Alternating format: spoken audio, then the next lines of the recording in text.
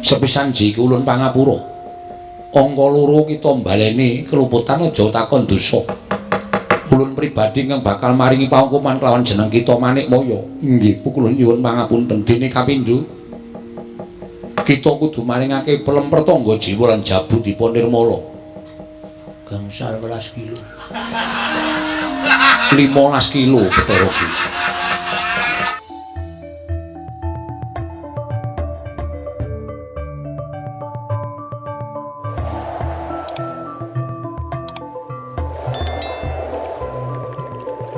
Jane aneh ngapa to, Kang?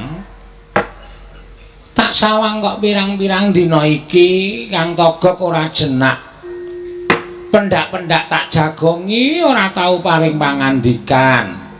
Wong biasane kowe kuwi nanggre aku tenguk deng kok ora kaya biasane kok. Meneng wae iki jane mikir apa, Togog? Lung. Aku ki jane ya wis wong tuwa. Nek arep tak kandhake kok rasane isin. Wong aku ki arep kaya ngene wis tuwa, tur dasare aku wis wareg mangan gempalaning jagat legiasining kahanan. Lah kok susah ki ngapa? Mbok wis sak titahe Gog, digawe ngene ya manut, digawe ngono ya manut. Wong sing jeneng awake dhewe ki ana sing murba masesa ya kuwi Gusti Kang Maha Suci. Mula ora usah dadak pikiran werna-werna, ora usah dadak penjaluk sing aneh-aneh. Sak murwate mengko ndak dikira cecak nguntal cagak. Cebul gayu wulan wuta ngitung lintang tangi kelakone cepak wurunge. Ora perkara kok aku duwe penjaluk ki ora. Lah gimana?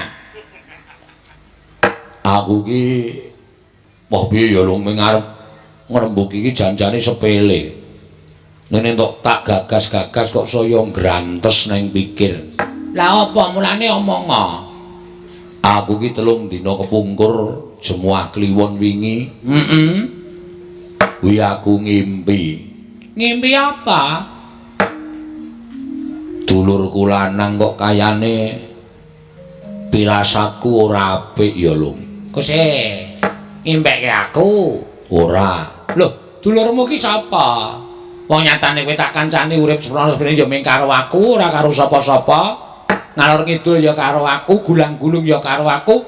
Kok kowe muni nek dulurmu lanang kuwi tak impekke elek iki, aku apa piye kok? Kudu. Aku kuwi duwe sedulur, Adi ning tanah Jawa. Oh, Semar. Ismaya. Oh. Ngapa Semar? Tak impekke kok ora apik. Semar ki lelayaran numpak baita, ning kok ora ning segara, ora ning kali. Neng kolah? Ora. Jeneng kapal kok neng kolah nyocok cengelmu iki, Mbak. Rasae masih lega. Lah terus Semar lenite kapal neng ndi? Semar lenite kapal ki kok neng kawah Candra-Dimuka. Loh. Neng kawah Candra-Dimuka? Oh. Mongko bengok-bengok. Pendake ning wong weruh dijaluki tulung, pendake ning wong weruh dijaluki tulung. Gregah tangi saka turu, merga wancine wis esuk. Wancine gagat bangun esuk. Monggo hitungan impen yen manjing gagat bangun esuk kuwi impen sing ndara dasih. Tegese sing puspa tajem, impen sing bakal kasembadan. Mbah ya wis, Gak. Ngapa tak kowe iki nggagas impen barang iki? Lah kok saiki kok tak gagas banget nganti kowe ora tau omongan karo aku, mergo gagas adimu si Ismaya nggone ngimpi numpak kapal ana ing tengahing Candra-Dimuka. Durung rampung lehku cerita. Terus bareng tekan tengah kawah ora kanthi kanyono-nyono ana ombak wujud geni ingkang nyampluk baita sing ditumpaki Semar. Lah kok kapalin jumplang. Semar klelep ana ing kawah Candra-Dimuka, aku ora iso nulungi piye-piye, bisane mung mespadhakake. Bar kuwi terus geragapan aku golek banyu tak nggo raup. Terus aku meneng wae tak pikir-pikir kok impen kok le medeni timen. Engko gegek dulurku lanang kena ngopo-opo ya Lung. Ora duwe keludhangan ngabari karo aku. Wong ning jagat ya mung aku karo Semar karo Ismaya. Nek kaya kowe iki rak kanca sing maringi Sang Hyang Bathara Wenang. Semar kae kancane jan ya mung siji, mung Bagong sing dumadi saka ayang-ayangane Semar sing diparing karo Sang Hyang Bathara Tunggal. Nek nganti dulur kowe nek apa-apa ora prayoga kedadeane. Lah piye? Ditiliki mrana apa piye? Nggo ngeyem-yemi pikirmu lho, Gok. Nek pancen pikirmu ki grangsang, duwe pikiran sing werna-werna tumrape ngadimu ki, ayo tak terke ora apa-apa tiliki mrana, Gok. Wah. Pakde, aku sing sowan kok. Wah, pangling ora Bagong to. Pakde, heeh. Lu ngopo? Ora kaya biasane kowe iki sowan ning kene kok teko-teko kok malah sajak kaya wong bingung. Tambah sugih kowe. Iya. Ya nderekke ratu-ratu sabrang kaya Gong. Ora le nyolong. Hus. Mbaya sing apik nek apa pakdemu ku kundang tau tate nyolong po.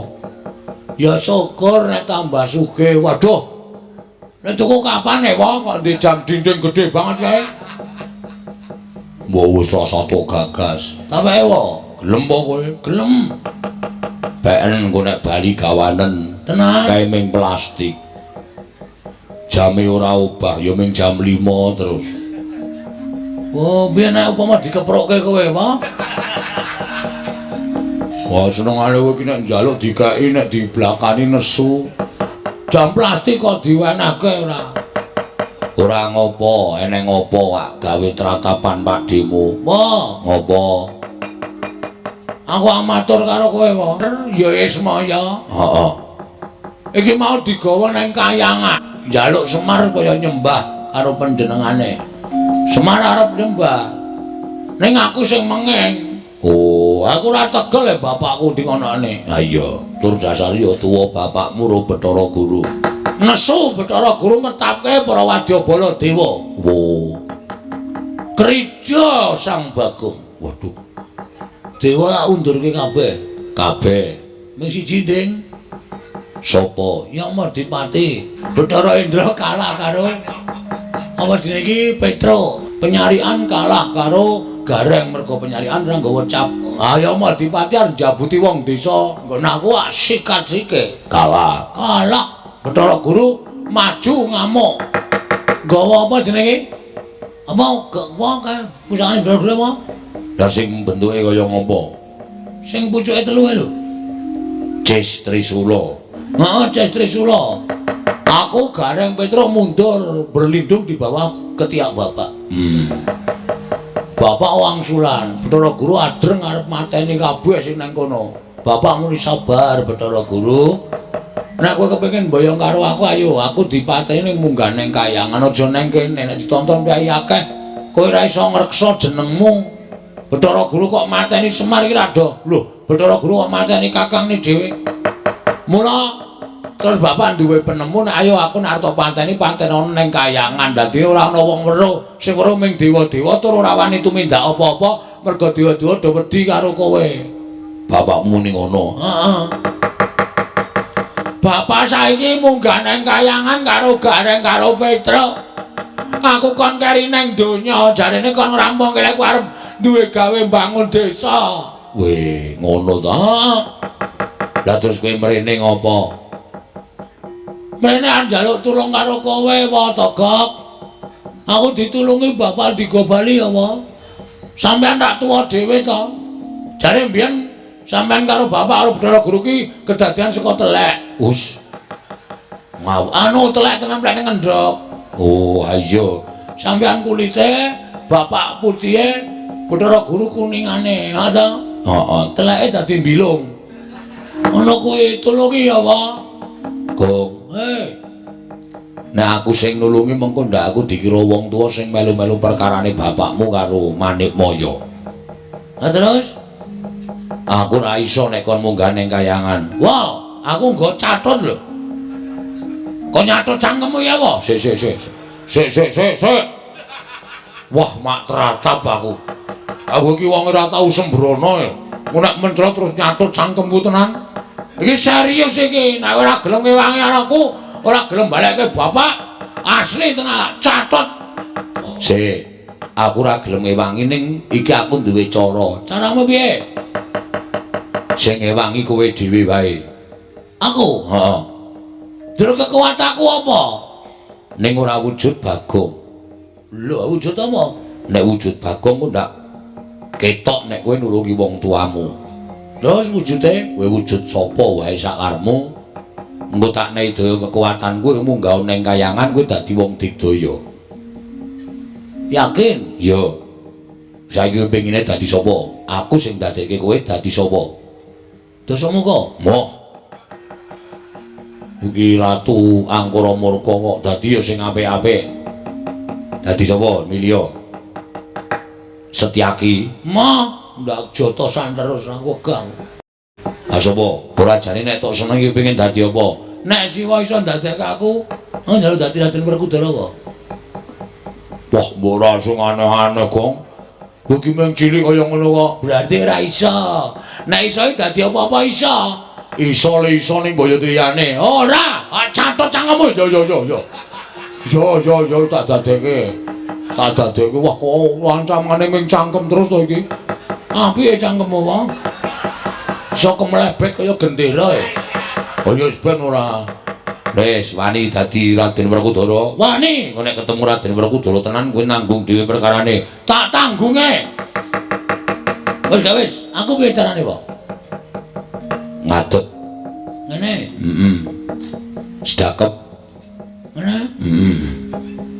Merem. Melet. Ah, catet. Ya ora. Rasa nggo melet.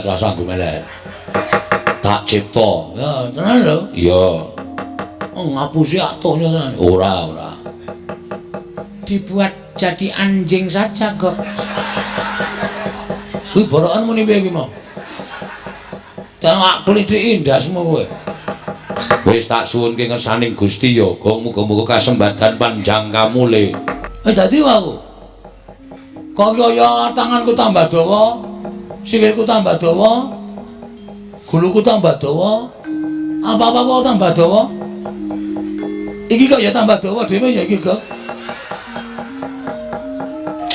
Ora, wis wujud Raden Werkudara. Waduh, ngleleng. Ayo, Werkudara ki ora lungguh ngisor lungguh dhuwur. Jumeneng aja pisan-pisan Werkudara lungguh ndak konangan. Siap. Wis. Malangkere. Tangane tumpangke mburi. Kene. Heeh, kaya Raden Werkudara kae. Wis kewe omongan. Kowe ora wonge arang basa to.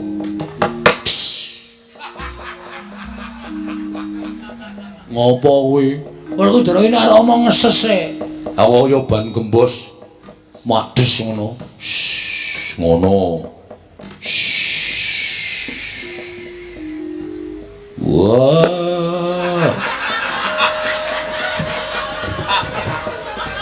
Ora wangun, Gong. Gedhe kok ya suarane. Iki paling gedhe. Ngampete iki pisan. Suara wetenge. Coba digedhekke meneh, didhemke mbok menawa ana regetane. Kene lho. Ana nggo tak dak itu. Es. Coba suarane sing gedhe. Ngerem ndasmu. Wah, karo makne gedhe ngendas-ndaske. Iki lagi latihan nek diganggu. Oh ya, aja ora tak ganggu. Kok saya cilik gembose? Kok saya sithik? Wong yo kae saya sithik. Maune ngono entek ya ngono. Wah.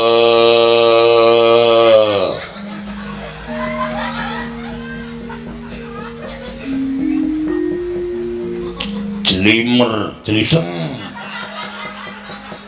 jlideng kakangku. Kok kayane kurang gedhe, Kong. Wah, saya sithik pisan. Wah.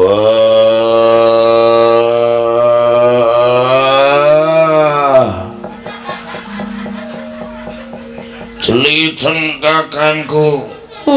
Walah malah ngentut barang iki.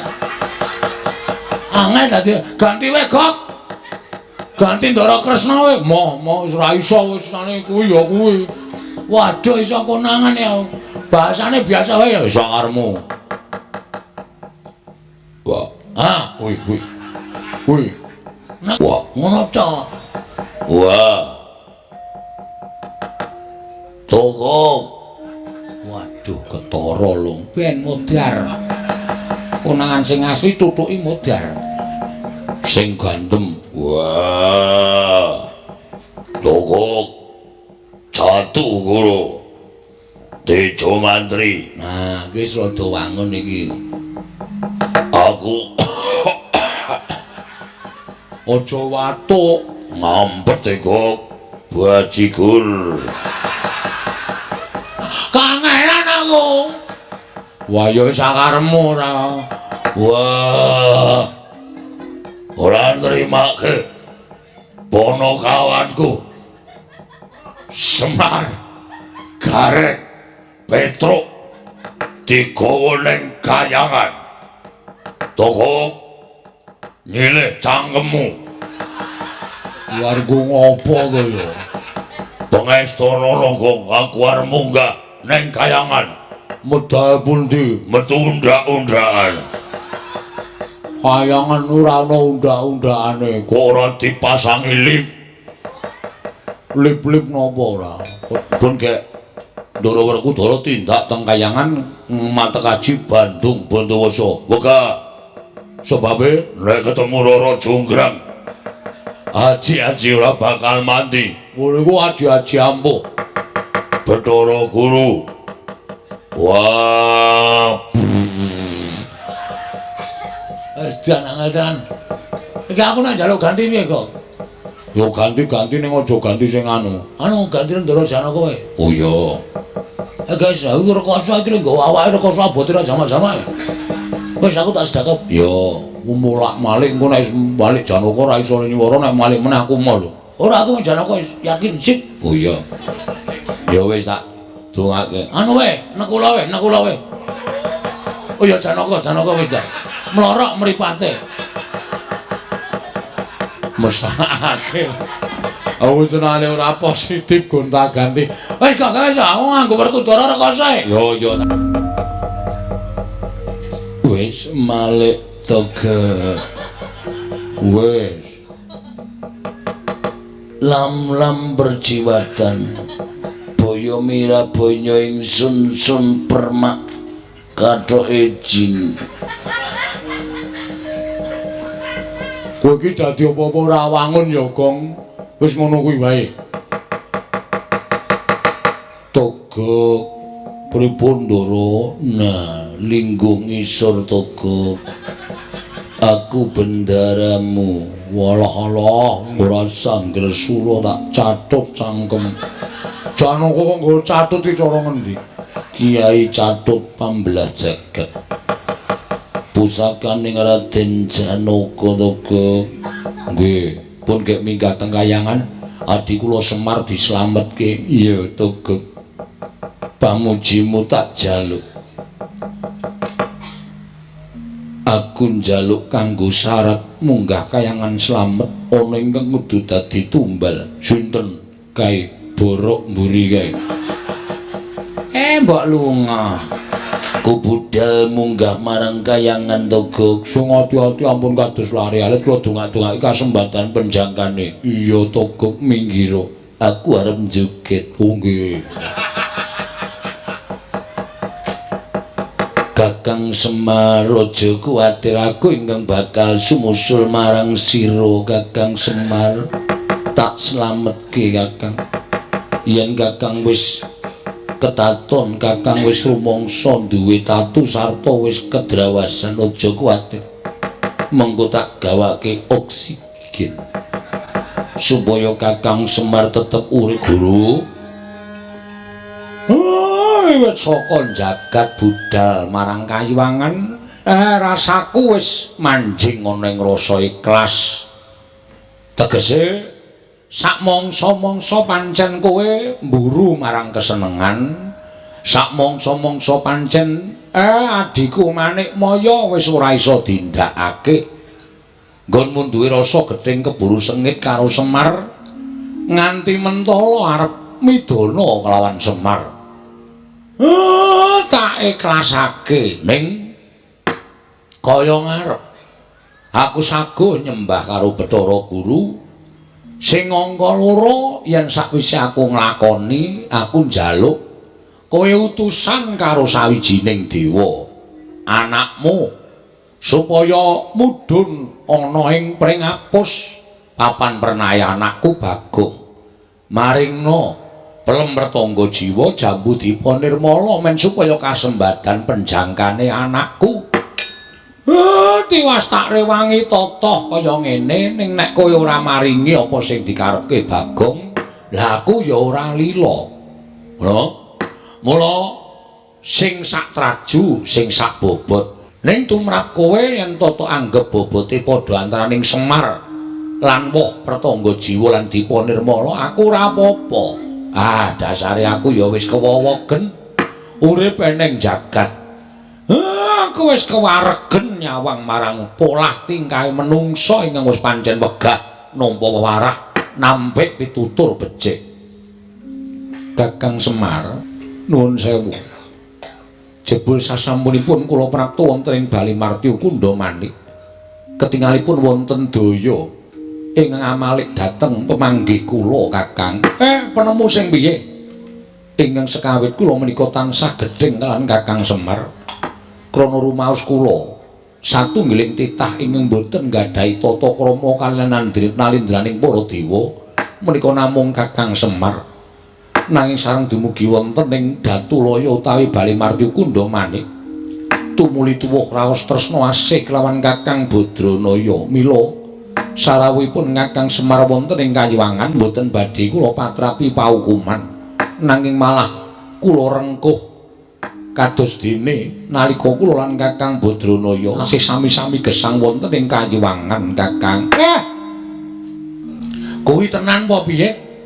Lair batos monggo kula aturi amriksani dhateng manahipun ing ngrahipun Manikmaya. Syukur.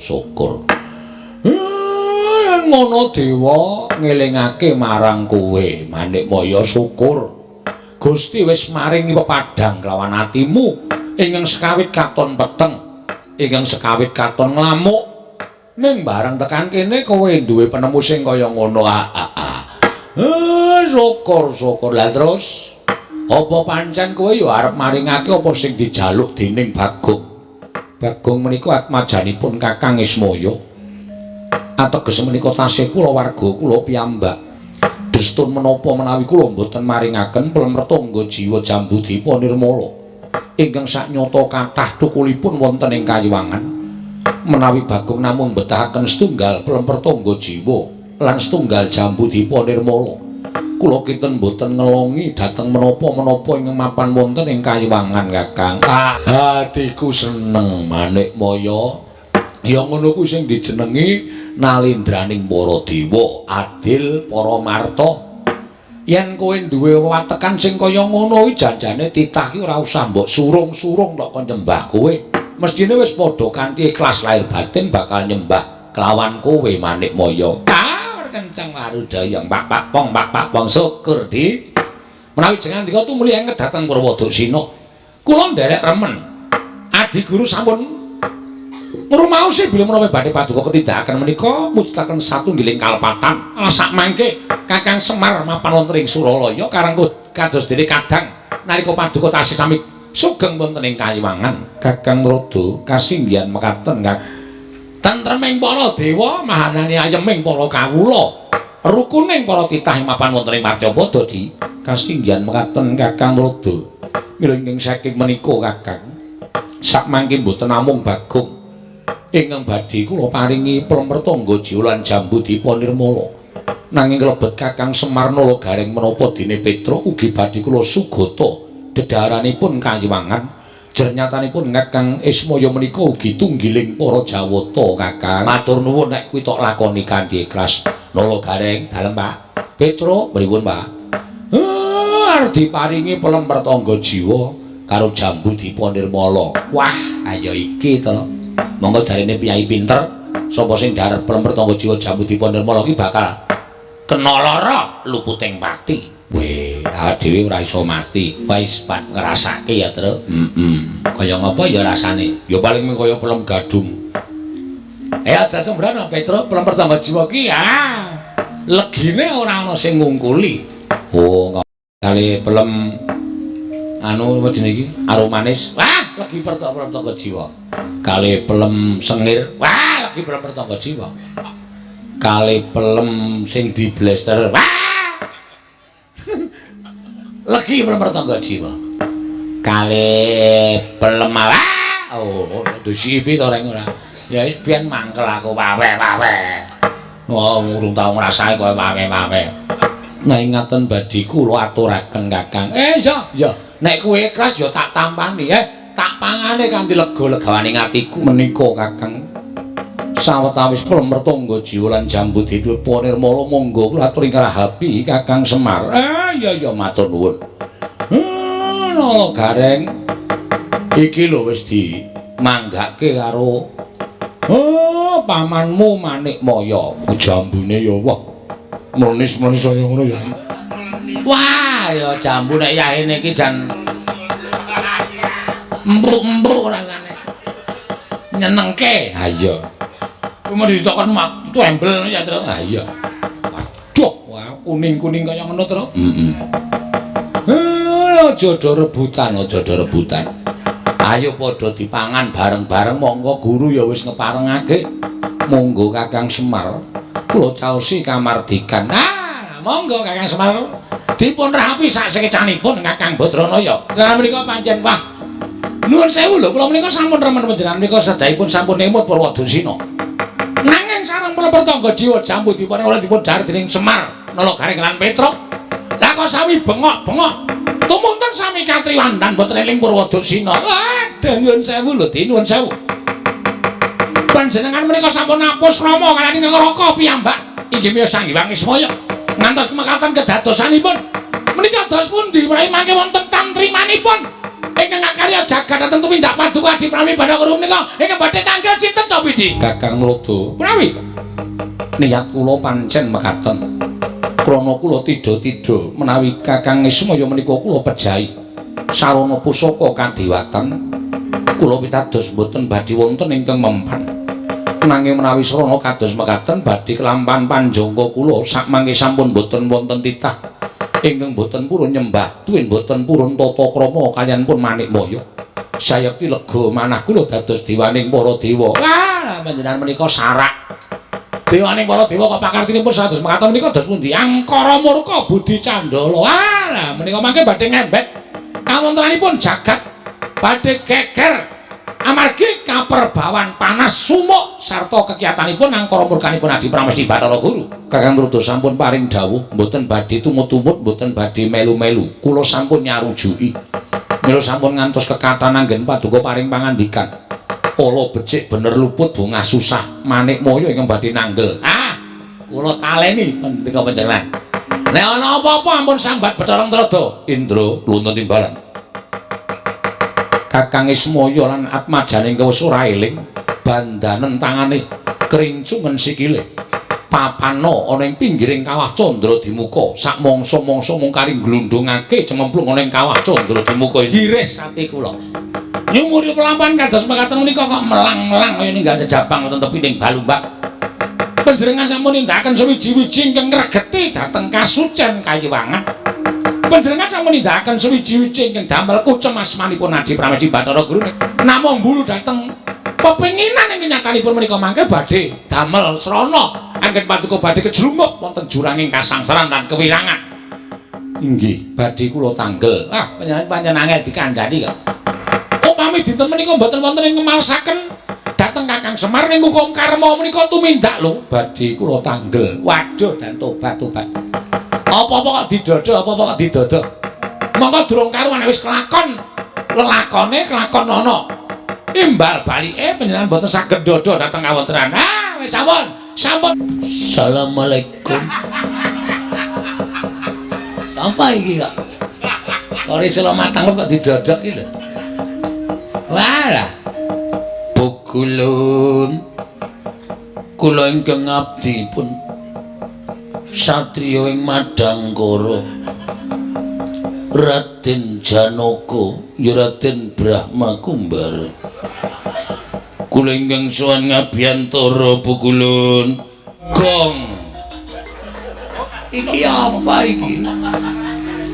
Lha ana apa-apa Janaka edan iki ngapa iki? Kakang Brada. Menawi menika rak kados titah panengah Pandhawa. Ha iki lha kaya ngono iki lho kok nggawa glotrekan barang. Wah, lha menika pripun niki lho? Sampun Kakang kula ingkang badhe ndangu. Kulup Arjuna padha kanthi raja sapraptanira nggih Janaka. Amit pasang Kalimantabek tinebena ngilodune dumawaing tawang-tawang Pukulun ingkang wayah pun Arjuna ngaturaken bekti kula kunjuk ngarsanipun wangadi Pukulun. Iya Janaka ulun tampa pangestu ulun tampanono Janaka kula cancang pucaking remi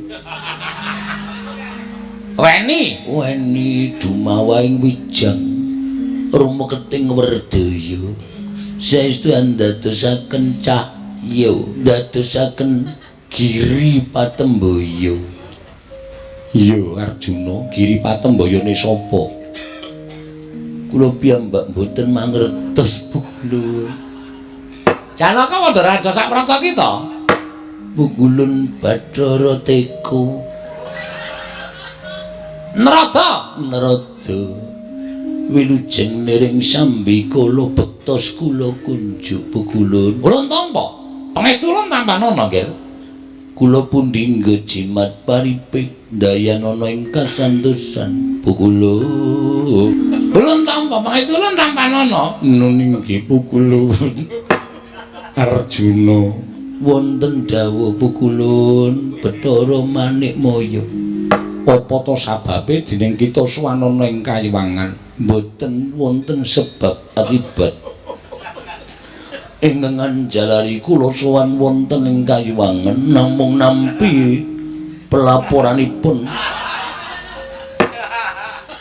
menawi Kakang Semar lan sedaya para putra-putranipun menapa pasang Giri kalersan kaboyong wonten ing Kayiwangan Pukulun. Iya Arjuna apan kepara nyata lamun Kakang Semar ndak boyong marang Kayiwangan menawi dipun keparengaken kula badhe nyuwun priksa Pukulun kenging menapa Kakang Semar dipun boyong wonten ing Kayiwangan kenging amarga ana bab ingkang bakal ulun tibakake kelawan Kakang Semar menika ateges menapa satunggiling prahara utawi perkawis pidana ingkang dipun lampahi dening Kakang Semar menapa kedah nglampahi kalih dasa wulan wonten lebeting Pakunjaran minangka eks narapidana. Iki kok sajahe kaya Udu Janaka iki. Janaka omongane kok ting pletot ora karo-karane sapenake dhewe iki.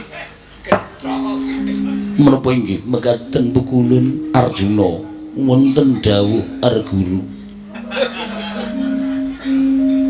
Kakang Semar ulun piji mangarsama sabab bakal ulun patrapi pidana. Ora luwih kejaba mung pidana pati. Sabab Kakang Ismaya ora nate nyembah kalawan Bathara Guru mongko ulun nalindraning para dewa ora pantes urip ana ing alam padhang. Kakang Semar kudu tekaning pati sabab wis ngasorake derajating Bathara Guru Janaka tenginten babar pisan menawi paduka Pukulun kados mekaten lampanipun. Janaka kuwalik raine nang kene ora raine nang kono. Ulun menawi ditira mekaten kula boten narimakaken menapa ingkang dumados kaliyan Kakang Semar inggih Kakang Nayantaka inggih Kakang Saronsari Buddha namung kula boten narimakaken pukulun kula boten trima menawi paduka pukulun boten menapa menika mangsulaken Kakang Semar wonten ngarsanipun ingkang wayahipun Raden Janaka rawe-rawe kula rantas malang-malang badhe kula putung Arjuna wonten dawuh pukulun wonten tembungan dudut ngatur surung luntung menika menawi panjenengan badhe ngatutaken menapa ing sampun badhe kula boten idri kan panjenengan pukulun guntur geni guntur angin sirnakna Janaka sareng panjenengan ngedalaken guntur geni guntur angin kok widodari sami bubar piyambak menika badhe wonten pundi pukulun widodari ki rayane do kepuyuh lan ana kula nderek ora kluyar ngopo pukulun sampun dangu kula mboten sumerep Kakang Rada punapi lah kok aneh guntur geni guntur angin kula dawuhi namung mapan wonten sak nginggil kula mboten purun andilat inggih menika jejeripun Janaka satemah lebur tumpur tanpa dadi pukulun guntur geni guntur angin sak menika sampun sambet pas derekan kalian kula mila mboten badhe wantun mejahi dhateng kula pukulun Arjuna kula wonten paring dawuh Cis Trisula kelakon bedah dodo kita monggo kula trinamakaken Kakang Rada menapa inggih menika badhe numusi panjenenganipun Kakang Kaneka Putra pripun Cis Trisula mboten tumama Janaka malah ketingal mesam-mesem kados mekaten wah lah kok elok bocah iki lha kok dadi kaya ngono kekuatane pukulun panjenengan dawuhaken menapa menika namanipun Cis Trisula kula mboten kraos pukulun lah banjur aku kudu piye Janaka menawi kita panjenengan pukulun mboten ngunduraken Kakang Semar lan sak anak-anakipun pukulun kula mboten nrimakaken paduka pukulun tetep badhe kula ajar Bathara Narada panjenengan kula katutake kose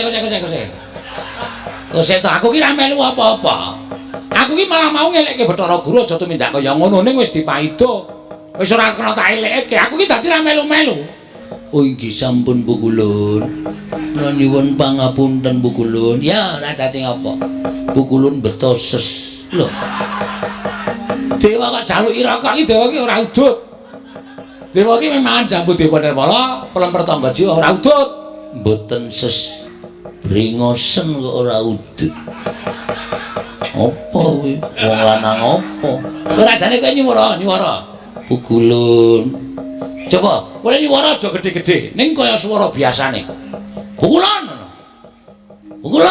nah candhak kowe ora iso ngapusi kowe ayo kowe dadi kesandhangan iki sing akon sapa kula nggih goleki bapake nek bapak nganti tekan mriki dipidono kali pukulun Bathara Guru kula kelangan bapak le kakang kula kanca kula sapa asing nyandangi kowe Janaka sapa si Tomber Togok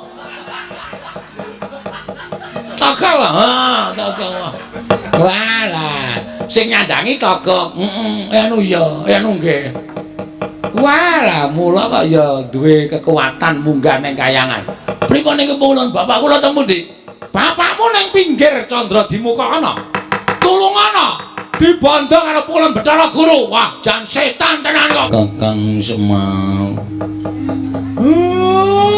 terus ndara kula ndara Janaka Den sampeyan kok nyusul mriki nyew Kakang aku entuk sasmita metu medal aku entuk sasmita metu dalaning impen surat kabar yen Kakang Semar dicekel keamanan kayangan saiki mapan ana ing pinggiring kawah Candra Dimuka dibondo karo Bathara Guru nggih Ndara Petruk kowe ya dibondo. Nggih, Ndara. Nalagareng dalem Den. Kowe ya dibondo. Nggih, kaya kirik. Wes. Padha tak uculi. Muga-muga kasembadan penjangkaku ngunculi Kakang Semar Nalagaring lan Petruk. Syukur Kakang Semar yen kowe wis isa ucul. Matur nuwun, Ndara. Ora dadi ngopo. Matur nuwun, Gus. Iya, Petruk tiba padha-padha. Matur nuwun nggih, Den. Iya, Garing. Tiba padha-padha. Lah terus Bathara Guru nendi? Teng pundi niki? Bathara Guru wedi karo aku, Kakang. Loh, kok saged wedi? Mergo tak wedeni. Hadi. Iki kok kaya ora kaya biasane to, Gareng. Sik. Lah, periksane. Ndara. Dalem. Anu opo, Gareng? Waduh, Ndara Janok.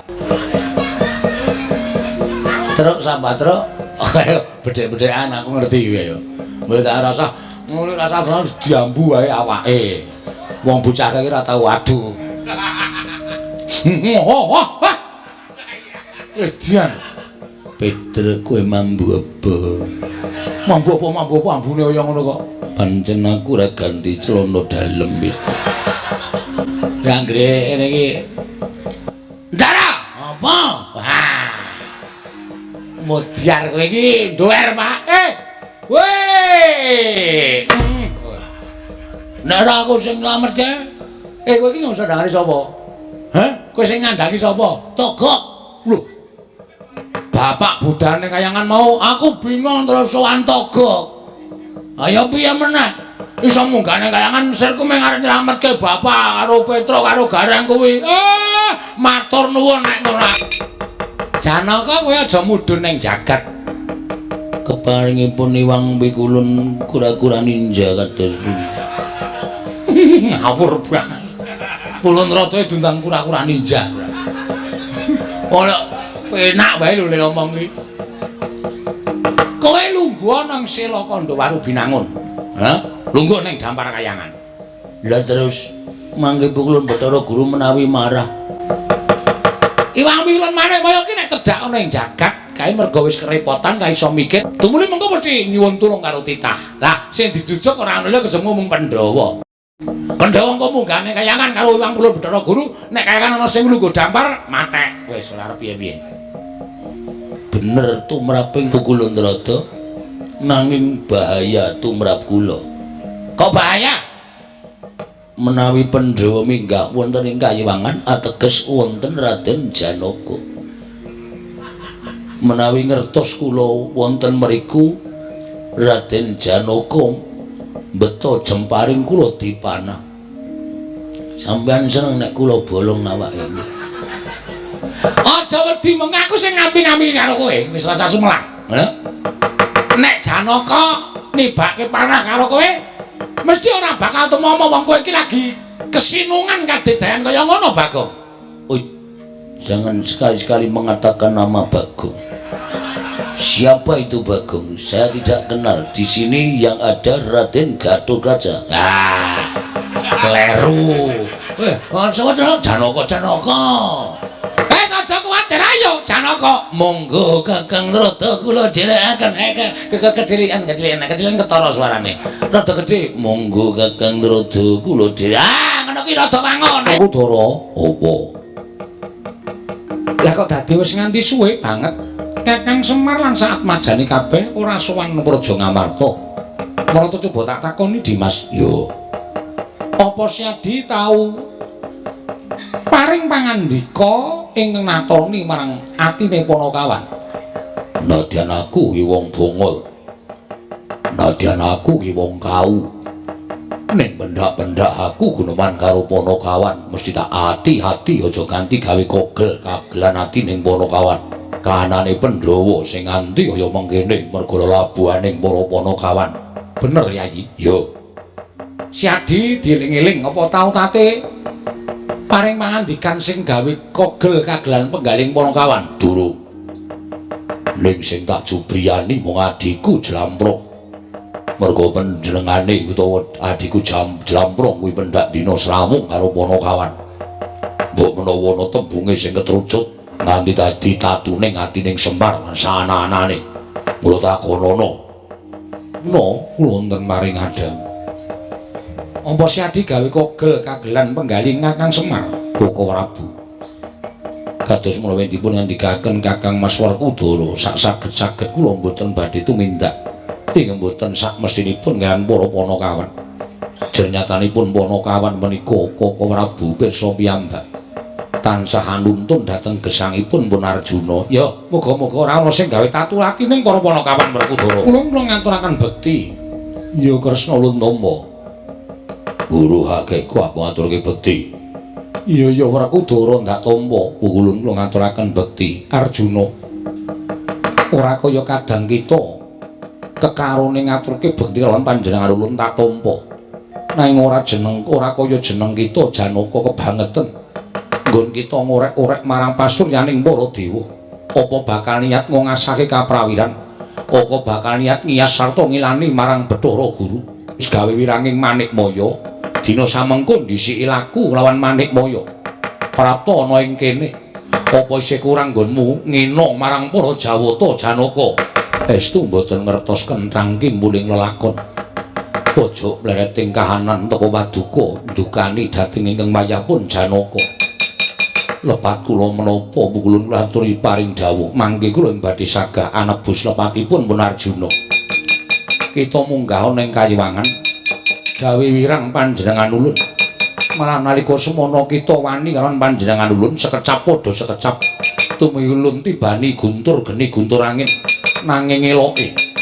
Mbuh saka dayaning apa guntur geni guntur angin ora tumama marang jeneng kita. Malah Cestri Solo pusaka kadewatan ingkang ngampuh kagila-gila ora tumama ning badan kita. Tumuli kita ngoyak kelawan panjenengan ulun lumaku mlayu saka ing Suralaya. Ing cipta golek papan pendelikan malah ning kene ketemu karo kita Arjuna. Wani ngina marang kadewatan, mari ngece marang kadewatan ulun. Arjuna ora ana pangapura kanggo kita. Kejaba ngulun cemplungaken ing kawah Candradimuka. Aku sing adili. Ayo aja kesusu to. Sing jeneng wong tuwa ki tumindak wong nganggo petong ora sapenake dhewe. Wah, setan. Sing undi adi ya Janaka. Dumeh dadi lelanging jagat lan curing bawana, dumeh dadi wong ngampuh. Nganti wani munggah ning kayangan. Sing paring dawuh guru hakeku, tangeh guru bakal guru karo titahe. Ondene pecahe ndase. Kusikik to ora ngawur kaya ngene Werku. Sampun ngantos menika mangke damel dredah antawisipun Werkudara lan Janaka. Pukulun kala wau paring dawuh menawi Janaka minggah wonten ing kayiwangan menika leres. Iya. Nyata blegeri Arjuna. Mongko nyatanipun kula nuwun sewu, Janaka menika mboten ate pisah kaliyan Kresna. Wiwit kala wau bidhal saking negari Ngamarta kula menika sareng ngadang kula pun panengah. Nanging nyatane ana ing kayiwangan ana wujud Janaka. Nanging ngaten sakmenika ngaten mawon. Monggo dipun buktekaken. Pukulan maturi nganti ingkang wayah ketiga dhateng kayiwangan. Ayo yen kita ora percaya Koko Prabu klilanana kosek aja kesusu. Menungso ora tatangan keparat ngembar rupa karo Janaka pengen tinju ngakhirat nyawamu. Iya aku tak omongke lagi to apa. Mana begawan cipta plempem. Oh iya. Iya. Arjuna Jugara nggon kita tapa Janaka. Kuwi lha dalah tapa barang to Werkudara. Wah, sapa kuwi? Cengengesan. Sawangan nganggo permana jati kok kuwi sapa ngono lho. Nun sewu ngantos kados mekaten lampanipun kuwi kados pundi Bu Kulun? Panjenengan kedahipun nglenggono dhateng lampahan ing sampun panjenengan lampahi nek nganti kayangan nggo jag-jagan tiang-tiang menika mestinipun Pukulun menika nggadahi kalepatan. Mestinipun lho kula mboten nuduh dhateng Paduka Hyang Pukulun Jatimurti. Menapa tasih badhe niat nggadahi pangarti mboten sae? Dipun kula tanyun prisa. Lah kene iki meh muncul Janaka ya kocar-kacir ndekno sapa-sapa pateni, sapa-sapa pateni. Panjenengan menika dewaning para dewa lho dipramesti. Panjenengan menika datu mindak ingkang sae. Supados dados patuladan para titah ing gumelar wonten ing jagat. Semar ora kleru, Gareng ora kleru, Petruk ora kleru kok. Dibondo diracun. Nek mboten Janaka menika ingkang milujengaken Semar kalian Petruk kalian Gareng. Kayangan saya geger tinimbangane geger sak menika. Kulun Bathara Narada kula menika Janaka. Ya kok sik, kowe sabar sik aja kuwatir. Ning sing tak anggap Janaka iki dhisik, mengko kowe gampang. Nggih. Edian tenan. Kok ora bu menapa kepareng kula jemparing saking mriki. Kosek to aja tok panah, kontal tenan kae. Kosek Janaka kosek iki ora ngene iki ndak ora rampung-rampung. Aden. Namung malah kula saya wireng, kula menika saya gedun. Teka Janaka kok saged menang kaliyan kula menika panjalmanipun sinten? Menika Janaka kula beto saking jagat minggah wonten ing kayangan. Lah, wong ki nek angkara murka pakartine mula paningali peteng. Wong ki nek tumindake elek ora iso nggunakake netra batin. Ming peteng dedet limengan merga ora iso wening atine, ngoten. Sampeyan dienggo dolanan karo titah ya ora krasa. Ya mung merga titah menika pancen lagi winawong dening dewane. Ngoten. Nggih Kakang. Badhe nyopresa? Badhe ngertos? Kula badhe ngertos. Teka Arjuna ingkang wonten pingking panjenengan menika kenging guntur geni guntur angin mboten menapa-menapa. Kenging pusaka Cestrisula mboten menapa-menapa. Sinten ingkang ngemong dhateng Janaka menika? Wong ki nek peteng ora iso nyawang. Lha trimesane iki. Ulun ingkang ngomong lawan jagate Arjuna, Guru kita arep mboya trima. Ulun sepinten kelepatan kula diagung pangaksama. Ya merga saka panggresahe Ismaya. Pasambate Ismaya nalika mbok bondo ning tepining Candra Dimuka. Wekasan ulun tumiyup sangka ing ngundarandir bawana manjalma sajuga kelawan anggane Raden Janaka. Ya Raden Angling Darma. Edan nduwarke karo Sang Hyang Menang ya wani sembrono. Nggih Bu kulun nandhang kalepatan. Ismaya gumelar ana ing jagat sayekti musti nitah dening Purbaning Hyang Mahanasa minangka dadi pamomong. Manikmaya marata gage saiki petungen kaya ngapa rekasane Badranaya, kaya ngapa rekasane Semar. Ing mestine urip ana ing kayiwangan kudu manjalma urip dadi titah. Mongko mung tukang pamomong, mongko mung Panakawan. Apa kita kepengin ngrasake dadi kaya Semar? Yen ngono ulun ningkeng bakal malik jagat. Ismaya dadi Jawata, Manikmaya dadi titah. Mboten ulun mboten. Kula sampun ndodho ing kalepatan. Mula aja gampang lupute kelawan Semar. Semar kaparingan panguwasa ora wenang nyembah kelawan Bathara Guru, ora wenang tata krama kelawan Bathara Guru. Kuwi wis sak mestine. Aja rumangsa dadi dewa narendraning para dewa terus kumawasa sapa-sapa kudu nyembah. Nanging ana pitunganing Hyang Mahanasa ingkang ora diwenangake nyembah kelawan jeneng kita. Sepisan jiki ulun pangapura. Angka loro kita mbaleni keluputan aja takon dosa. Ulun pribadi ingkang bakal maringi pangkuman kelawan jeneng kita Manikmaya. Nggih, pukulun nyuwun pangapunten. Dene kapindho kita kudu maringake pelem pertangga jiwa lan jabu dipun nirmala. Gangsal 11 kilo. 15 kilo Bathara Guru. Wah, wis. Yen kita ora maringake aja takon dosa. Ulun ingkang bakal matrapi pidana kelawan jeneng kita. Nggih, pukulun. Sewu-sewu kalepatanipun ingkang abdi tadah wadana. Kula nyuwun pangapunten ing sakalangkung kathah pukulun. Mboya dadi ngapa? Wis ngono Manikmaya. Ulun kundur makayangan. Ingkang sabanjure apa ingkang bakal kita tindakake, kita maringi pelem pertangga jiwa, nanging uga kita ndak jaluk nyuwun ngapura karo Bagong. Pukulun. Kula jejering Jawata, apa ngatasi dewa duwe keluputan ora gelem nyuwun ngapura karo titah. Luwih dhuwur derajate, luwih jembar kesabaran yen to ana dewa ingkang nyuwun ngapura kalawan titah. Inggih, kula ngistakaken dawuh. Wis ngono wae Bathara Guru, ulun kondur makayangan. Bu kulun menapa mboten manjing wonten angganipun ingkang abdi malih. Wis cukup tekam semene. Aduh Bu kulun bakal hancur saya Bu kulun. Mboten wonten kekuatan ingkang ngayomi dhateng kula Bu kulun. Ora diayomi karo kulun Bathara Wenang wis ora bakal duwe kadigdayan deplok karo Ndara Janaka. Bu kulun kula aturi paring dawuhan Raden Janaka sampun ngantos mulasara kaliyan kula. Arjuna wonten paring aden. Aja pisan-pisan gendak sikara kalawan Arjuna ingkang iki. Inggih. Iki mung saderma nglakoni wonten ingkang nyipta ya kuwi wayah ulun Catugara ya Teja Mantri ngestakaken dawuh. Ulun ingkang inggil menika mencereng terus mripate. Nuwun tulung Bu Kulun. Werkudara. Nggih. Aja nganti wilara karo Arjuna iki ya, nggih. Yo. Wah, setan. Bu Kulun panjenengan dipun sebut setan. Ora. Wis ulun kundur makayangan. Bu Kulun. Bu Kulun. Iya. Mangke mawon Bu Kulun. Menika tasih wonten soto Bu Kulun. Ulun boya doyan soto. Bu Kulun mlari ngertos napa bedanipun soto kali Siti Bu Kulun. Agung aja kurang ajar. Ulun ngerti bedane mergo ulun dewa. Wah. Ulun kondur makayang Ageng Rada. Prawi? Arjuna menika ki mandhap saking pelenggan. Medhan sekali kali. Medhan iki dunganmu. Lam-lam perjiwatan. Ulun Bathara Guru.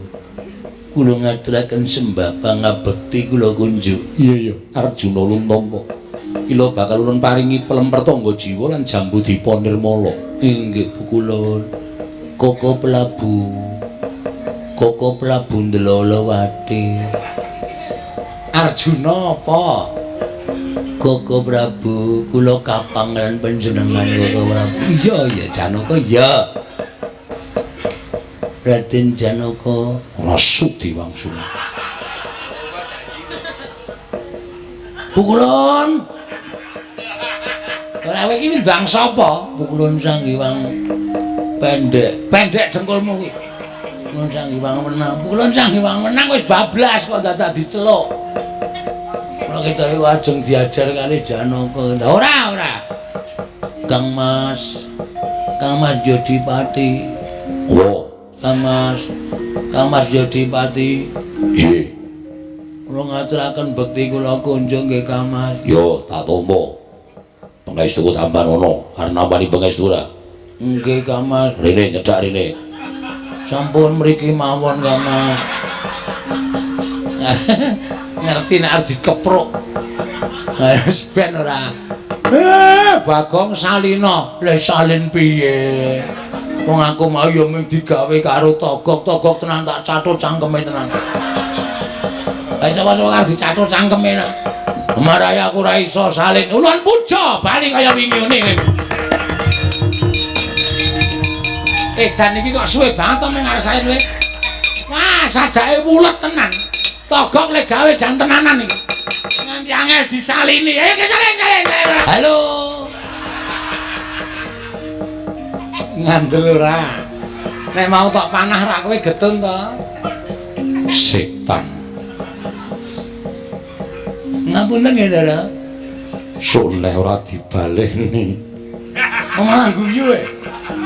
Oh iki marai mangkel ning yo marai guyu. Bingung aku. Kok ndek kathok kaya ngono.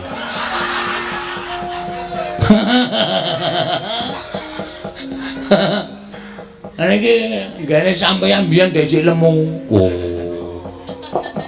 Iki ben ana tulisane SD Kepek Wonosari.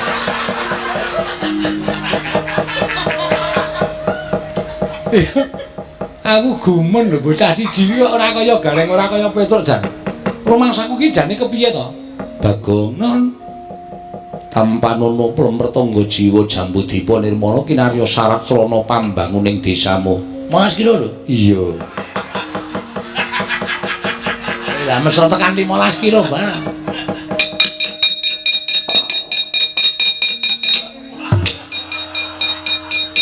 wis ulun buntel sisan. Oh, piye? Ayo didum sak keluarga to, Mir. Iso. Kowe njaluk ora, Ning? Njalukno. Isine brek. Entek kok isine ora. Matur sembah nuwun Bu Kulon. Kanggo syarat srana pembangunan desa kula. Nek boten ngoten ndak ora rampung-rampung. Ora pamitan barang to. Nek kecukupan karepe rak mulih diusung dhewe kae. Wis ben ora kesel ndalan rak ngelekar semaput. Wah, jan setan tenan kok. Pukulun kula nyuwun pamit. Iya ya Kresna sing ati-ati. Pukulun kula nyuwun pamit. Arjuna, ulun nyuwun pangapura mboten dados menapa. Aku njaluk pamit. Guru hakeku Bratasena, ulun nyuwun pangapura. Kakang Semar, kula nyuwun pangapunten Kakang. Iya ora apa-apa. Lalekke lakon sing tak gawa dhewe ngene iki. Kok aja mulai piye ta iki urung rampung lakone. Iki isih dawa, iki isih gayeng. Oh, ora ngerti babaring crita nek yaene kondur. Iso rame iki. Iku aku isih mbangun desa, mujudake desa ingkang gemah ripaloh jinawi. Terus aku nyuwun karo para rakyatku kabeh nek panjenengan sing percaya karo Bagong ya wis, aku dadi pemimpin ra masalah. Nek aku kleru do dielekke, nek aku salah aku do dielingke. Mergo menungsa lumrah. Kedulungan nina lali salah apes lan mati. Sinten sing bakal nyarusiku gegayuhane Bagong nek sampean kondur sik rugi ora kecekel lakone mengke.